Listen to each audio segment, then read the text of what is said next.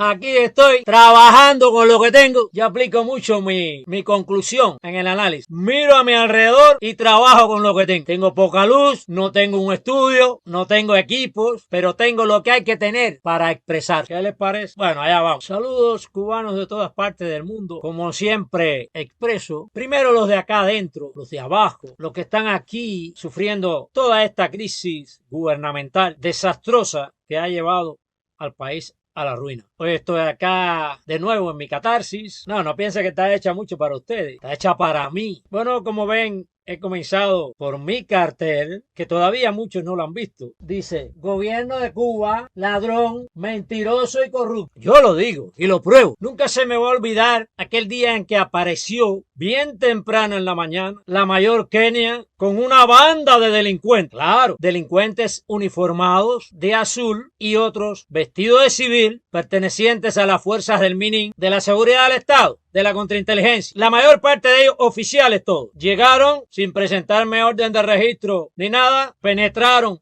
en mi propiedad antes de autorizarlos, me recogieron todo, laptop, cámara, discos, grabador de discos, memorias con historias personales, mi moto, el trípode, todo lo que ellos les vino en gana. No importa que haya sido adquirido por métodos legales dentro de los parámetros gubernamentales. Mi laptop, mi cámara había entrado por el aeropuerto con la debida autorización y las inspecciones de la aduana. Todo lo demás lo había adquirido legalmente. Mi moto la había comprado legalmente con su certificado de aduana y todo. Bueno, todo aquello fue robado por la fuerza y después, a pesar de que en 3 ocasiones pedí ser llevado a un proceso penal sin ninguna explicación, ni fue llevado a un proceso penal, ni se me devolvió nada, ni tan siquiera se me entregó una orden de decomiso. Por eso digo que el gobierno de Cuba es un ladrón. Además, desde que Fidel Castro asumió al poder por medio de la violencia en 1959, entró robando por la fuerza propiedades, apoderándose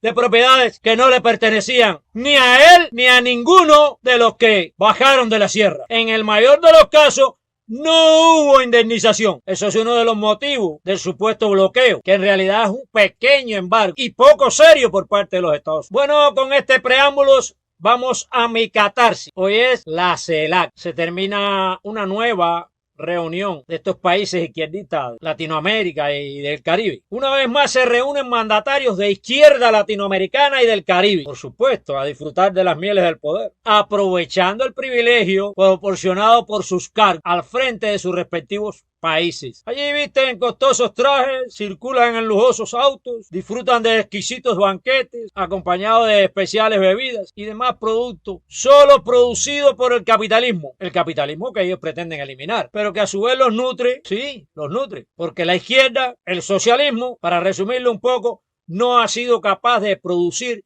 y no será capaz de producirlo, como lo demuestra la práctica. Así, disfrutando de ese hermoso balneario, enalborarán demagogia, discursos cargados de promesas que por supuesto no cumplirán. Dirán lo que los pueblos quieren escuchar. Claro que por supuesto tampoco lo harán. Al final se resumirá todo en retóricas y firmitas. Por supuesto, siempre criticando a otras naciones y no de la izquierda. Terminado el aquelarre, se regresarán a sus naciones a continuar disfrutando de las mieles del poder. Y los pueblos como pichones de padres huérfanos quedarán con el pico abierto esperando la esperanza. Vaya, lo prometido que nunca se cumple. O por lo menos nunca la izquierda lo ha cumplido. Aquí en esta reunión hablarán de América como zona de paz, que no existe desde luego. Pues no existe la seguridad ciudadana y como consecuencia no existe la paz tampoco. A esta cumbre no asisten los mandatarios de derecha, Javier Milei de Argentina, Daniel Noboa de Ecuador, Santiago Peña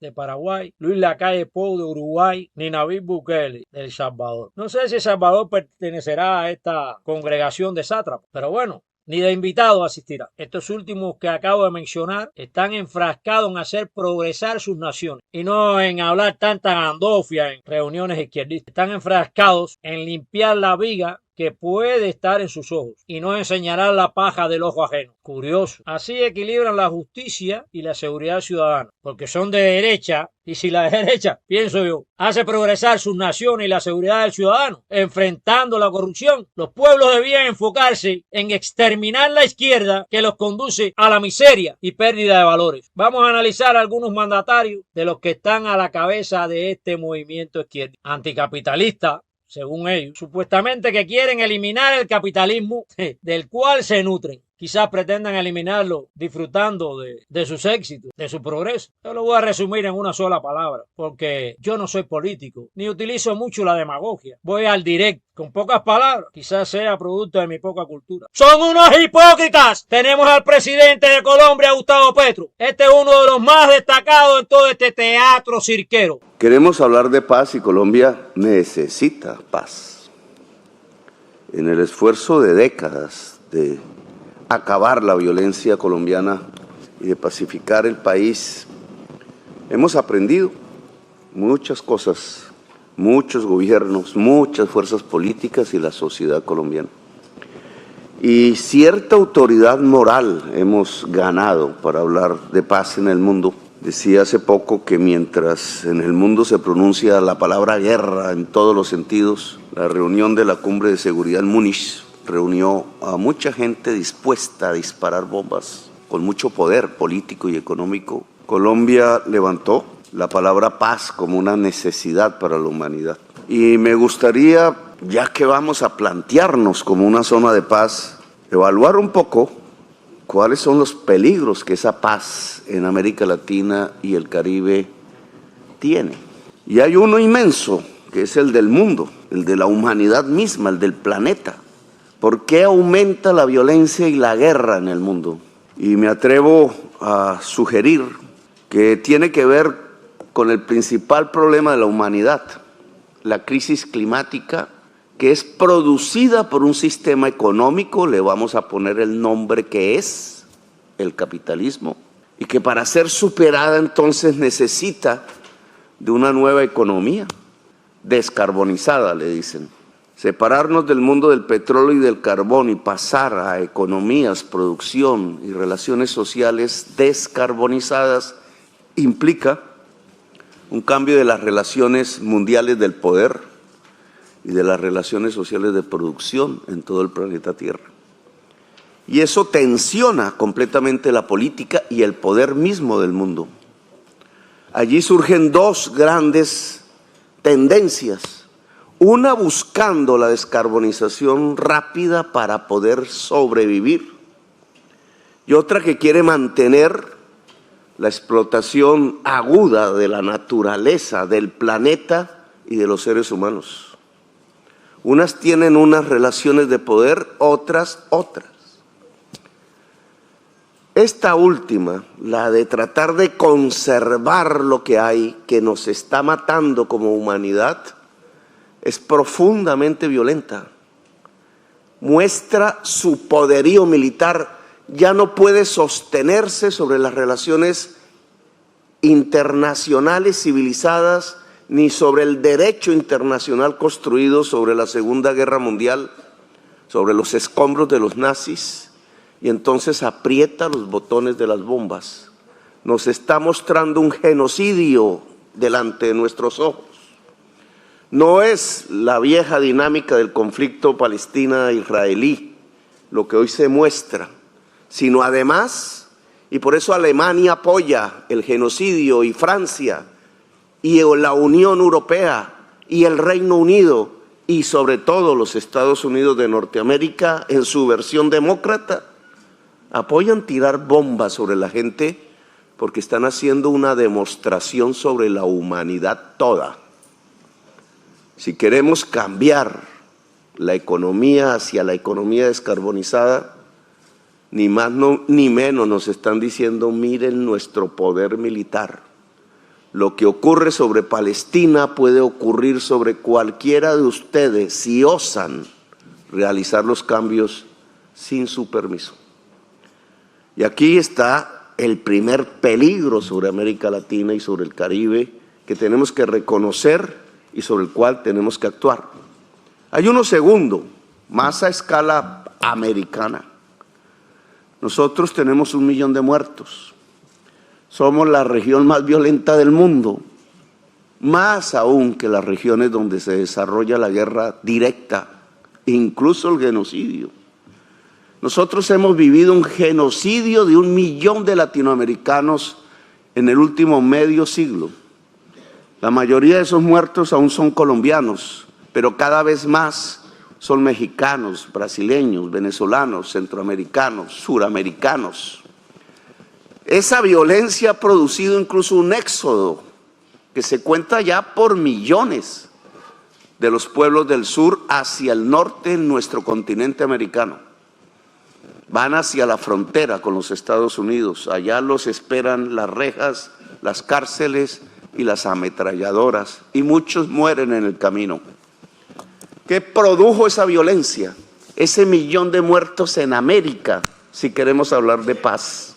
La mal llamada guerra contra las drogas. La decisión en Estados Unidos de creer que la lucha contra las drogas, que llaman las sustancias peligrosas, se finca sobre la represión, la cárcel, la policía y el asesinato, y no sobre la prevención y la salud pública para prevenir el que los pueblos caigan en el consumo de sustancias peligrosas. El resultado no puede ser más dramático, más fracasado. Por un lado, los Estados Unidos cambian su consumo de la cocaína, de la marihuana, que poco les mataba, hacia el fentanilo, que les está matando más de 100,000 personas por año, la catástrofe humanitaria, por no prevenir, por creer que la cárcel es el remedio. Y en nuestros países, 1 millón de muertos, 1 millón. Luego, discutir con autonomía estos temas en América Latina y el Caribe nos obliga a pensar y a cambiar las políticas. La paz es, en nuestra región, autonomía política, económica y militar de América Latina y el Caribe. Y me refiero finalmente a la militar, porque suena ingenuo pensar que vamos a hacer una zona de paz si nos estamos alinderando a los grandes bloques de poderes militares en conflicto por razones comerciales, de negociantes en el mundo. No estamos ante la perspectiva en el mundo del cambio de sistemas económicos, de modelos diferentes de humanidad como estaba en el pasado. Estamos ante una lucha de poderes económicos enfrentados y tensionados por la crisis climática que ellos mismos producen. ¿No es hora de una autonomía? La paz, el deseo de no intervenir violentamente en los asuntos del otro, no nos obliga a pensar en una autonomía militar, de seguridad, de defensa de América Latina y del Caribe. ¿No es hora de profundizar los mecanismos en donde nuestros ejércitos, nuestras policías, nuestra fuerza pública y sobre todo las armas que hay en Latinoamérica se pongan en función de objetivos políticos comunes de la América Latina y del Caribe, con una política autónoma dentro del mundo? Nuestra posibilidad de juntar América del Sur y África, por ejemplo, los grandes focos de las posibles energías limpias que pueden descarbonizar el mundo, no nos lleva a tener una voz en una geopolítica diferente que nos implica tener autonomía militar y fortaleza militar propia. Dejo ahí. Gracias por haberme escuchado. Según Human Rights Watch y una ONG de derechos humanos, sí, los que observen este video, les pido que observen la zona de paz, que es América del Sur, Centroamérica y el Caribe.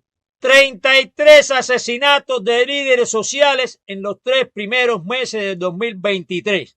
Entonces, en Colombia, crímenes en 18 de los 32 departamentos. En mayo se contaban ya unos 59 asesinatos. El robo de cualquier tipo está a la orden del día.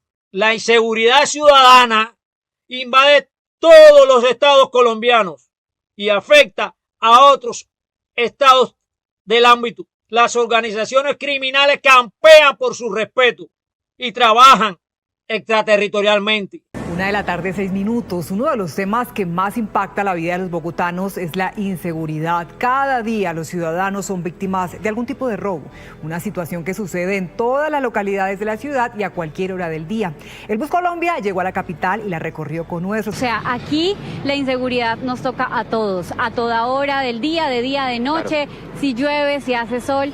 Pero, y la policía está trabajando, ¿no? Usted también ha estado estos días muy al tanto. Claro que sí. Esta semana la policía de Bogotá tiene un despliegue absoluto, justamente también por este mes importante que tenemos elecciones en el país y sobre todo aquí en Bogotá. Es un despliegue en 60 puntos críticos de la capital. De día o de noche, sin importar el estrato del barrio, los ladrones están al acecho en Bogotá y sin control. No hay fuerza pública para estar uno de pronto confiado de que puede salir uno tarde o andar en cualquier lado. No es posible. Para muchos, salir a la calle es un completo desafío de supervivencia. Como 2 meses en el Transmilenio me robaron el celular. Iba con la niña, pues también eso implicó que casi se me la llevan en el Transmilenio. O sea, Bogotá está insegura.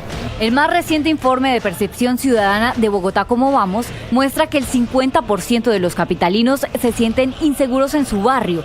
El mismo informe muestra que el 25%, es decir, 4 de cada 5 personas, se sienten inseguras en la ciudad. Entonces estamos ante unos niveles altísimos de percepción de inseguridad y algunos indicadores de seguridad mejorando. Entonces las decisiones de política pública tienen que estar dirigidas a atender lo que pasa con los datos duros y administrativos, por ejemplo, relacionados con los homicidios. Después de 2020, 2021 y 2022 han sido años muy difíciles en términos de hurtos. Según la Secretaría de Seguridad de Bogotá, de enero a septiembre de este año se han registrado 9.952 hurtos a personas, 825 a residencias, 446 motocicletas han sido robadas y 627 comercios han sufrido el impacto de los delincuentes. Las guerrillas, supuestamente en nombre del pueblo y su libertad, secuestran infantes para adiestrarlos en la indolencia sobre la vida humana y convertirlos en asesinos. En los primeros meses del 2023, los secuestros aumentaron el 70%. Tiene una alta tasa de migrantes forzados a huir para salvar sus vidas. Más del 50% son víctimas amenazadas de asesinatos que se cumplen en el 80% de los casos. No como en Cuba, con los cubanos, que existe la amenaza, el acoso, la discriminación, la exclusión política, económica y social por parte de las fuerzas represivas del Estado e instituciones que cumplen esa función. Federación de Mujeres Cubanas, UJC, CTC, CDR, en sus siglas, Comité de Defensa de la Revolución, Partido Comunista de Cuba, Unión de Jóvenes Comunistas, CTC, Central de Trabajadores de Cuba. Todas participan en la exclusión y discriminación del pensador diferente. Cumplen esta función, pero en realidad solo en contados casos han llegado a cumplir amenazas del asesinato. Por eso yo digo que los colombianos sí pueden aplicar a un miedo creíble, que no sea increíble. Ellos sí necesitan una ley de ajuste. Esa es la viga que está en los ojos de Petro. Lula da Silva, un presidente juzgado por corrupción y se ve obligado a movilizar todas las fuerzas militares del país para combatir la corrupción, donde existen cientos de favelas que nutren el crimen organizado y decenas de ciudadanos son víctimas de sus fechorías. Un operativo militar para combatir al crimen organizado en Brasil. El presidente Luis Ignacio Lula da Silva anunció el miércoles el despliegue de unos 3.700 efectivos del Ejército, la Marina y la Aeronáutica en los principales puertos y aeropuertos del país. A situação chegou a uma situação muito grave. La situación llegó a un nivel muy grave. La violencia que estamos viendo se ha agravado cada día que pasa. Entonces decidimos que el gobierno federal participe activamente con todo el potencial que tiene para que podamos ayudar a los gobiernos de los estados y al propio Brasil a librarse del crimen organizado. Maduro y su Venezuela. En 2018, más de 23.000 muertes violentas. ¿Dónde está la paz? Robos, violencia y tiroteos que surgen repentinamente son unas de las tantas escenas que se presentan día tras día en el sector popular caraqueño de La Vega, lugar que hoy parece convertido en un microestado dominado por megabandas criminales. En las últimas semanas, la barriada pasó a ser el centro de atención de la ciudad debido a las constantes detonaciones que ya afectan a zonas vecinas y hasta a los operativos policiales desplegados para intentar detener a estos delincuentes que, según lugareños, están mejor armados que los cuerpos de seguridad. Díaz-Canel con Cuba. Solo voy a decir que yo demuestro que de los 30 artículos de la Declaración Universal de Derechos Humanos, de la Carta Magna, 25 para ser consecuente, no se permite su ejercicio dentro de la nación cubana, pero no de forma individual, sino colectiva, a todo el pueblo. Esta vez, como las anteriores, la culpa recae sobre los Estados Unidos. Son los culpables del desarrollo del tráfico de drogas, como si en los Estados Unidos se cultivara, se procesara por simple lógica. Si no hay países productores y procesadores, no habrá países consumidores ni comercializadores. Sucede parecido a la inmigración ilegal. Si no hay país receptor, se controlan los países emisores. El día que los Estados Unidos deporten automáticamente todos los invasores ilegales que entren al territorio norteamericano, aunque haya crisis en los países emisores, contados casos se atreverían a penetrar en territorio norteamericano. Simple lógica. Al final no van a lograr su propósito. Se dirán, nos van a deportar y después se nos dificultará ser aceptados en el grandioso país. Todo este análisis me hace suponer que a todos estos mandatarios les conviene el desorden en sus respectivos países. Es más, les asegura el disfrute y el cúmulo de riqueza, al igual que los Estados Unidos y demás países involucrados en el tráfico de personas. Les conviene como forma y método de aumentar sus respectivos capitales. En ambos casos, desgraciadamente, las víctimas son los menos afortunados. En el caso de Cuba, los cubanos de adentro y de abajo. América Latina y el Caribe fue la región con más homicidios del mundo, otra vez en 2022. Para Inside Crime, el narcotráfico, la fragmentación de grupos criminales y el tráfico ilegal de armas están entre las principales causas. El Caribe es una zona crítica. Las islas Turcas y Caicos tienen una tasa de 77,6 homicidios por cada 100.000 habitantes, con un aumento de más del doble de asesinatos respecto a 2021. Esto debido al terror sembrado por bandas jamaiquinas. Le sigue precisamente Jamaica, con una tasa de homicidios de 52,9 por cada 100.000 habitantes. Por primera vez en 3 años no registra la tasa más alta del mundo, aunque sus números siguen siendo alarmantes, sobre todo por el tráfico de armas. Preocupa también la situación en Haití. Aunque no hay registros oficiales, la ONU señala un aumento de las muertes en un 35,2%, con las pandillas controlando la capital, Puerto Príncipe. La situación en el continente también es preocupante, con Venezuela en cabeza, con 40 homicidios por 100.000 habitantes. Esto significa 26 muertes al día, en un país que tiene múltiples microestructuras callejeras. Honduras, que redujo en cerca de un 13% los asesinatos respecto a 2021, sigue siendo el más mortal de Centroamérica. Y Colombia registra altas tasas de homicidios en las regiones con presencia de conflicto armado, algo contra lo que el presidente Gustavo Petro busca terminar con su proyecto de paz total. El informe de Inside Crime destaca especialmente 2 países. Ecuador, que aumentó un 82% la tasa de homicidios, en un crecimiento ligado a los niveles históricos de cocaína que ingresaron al país desde Colombia, mientras que El Salvador tuvo una drástica reducción por la guerra contra las pandillas del presidente Nayib Bukele, que sin embargo ha ido de la mano de múltiples denuncias de violación a los derechos humanos.